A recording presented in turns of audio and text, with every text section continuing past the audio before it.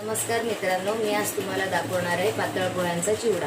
त्यासाठी लागणारं साहित्य मी पातळ पोह्यांचा यूज करणार आहे. याच्यासाठी हे पातळ पोहे, त्याच्यात मी टाकणार आहे शेंगदाणे, भाजकी डाळ, कढीपत्ता, मीठ, साखर, हळद, बारीक चिरलेली मिरची, हिंग, जिरा, राई, ठेचलेलं लसूण आणि पातळ चिरलेलं खोबरं. या कढईमध्ये पोहे भाजत आहे. मी हे व्यवस्थित भाजून घेणार आहे. त्याच्यात मी हलकं मीठ टाकत आहे.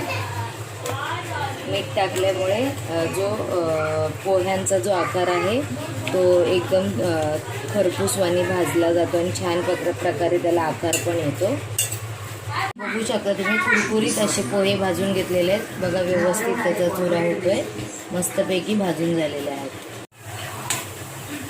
आता हे शेंगदाणे मी तेलामध्ये पहिले असे रेडिश कलर येईपर्यंत भाजून घेते.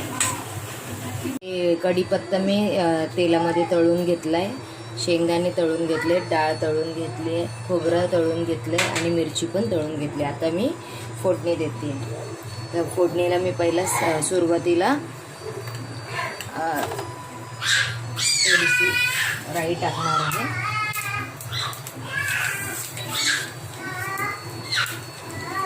राई, त्याच्यात थोडंसं जिरं,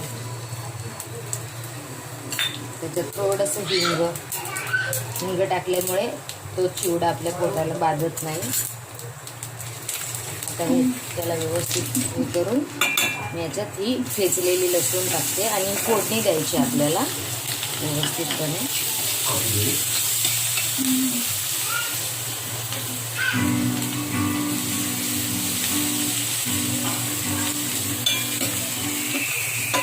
जी लसूण आहे तिला मी व्यवस्थित परतवून घेते.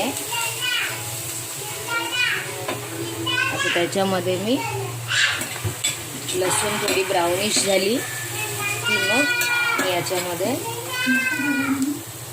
ही व्यवस्थित लाल झाली आहे लसूण.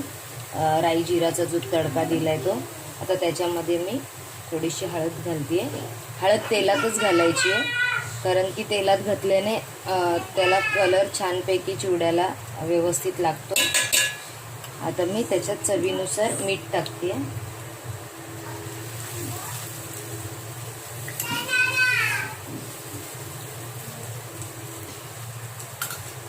थोडीशी मी साखर घालते याच्यामध्ये आणि याला व्यवस्थित मिक्स करून घेते.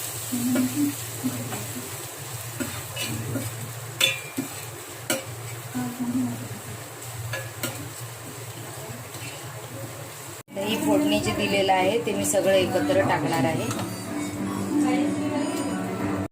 हे सगळे पोहे मी एकत्र करणार आहे आणि मग याला एकत्र मिक्स करणार आहे. हा माझा चिवडा तयार आहे. पहा.